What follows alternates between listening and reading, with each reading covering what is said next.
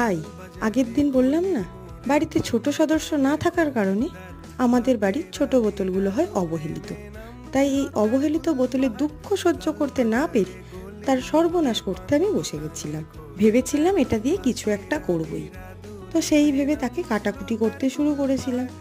এমন কাটাকুটি করেছি যে অর্ধেক বোতলের অংশ আমি বাদও দিয়ে দিয়েছি। এই কেটে কুটে বোতলের অংশ বাদ দেওয়ার মতো যদি আমরাও আমাদের লাইফের কিছু খারাপ মুহূর্ত বাদ দিয়ে দিতে পারতাম, কতই না ভালো হতো।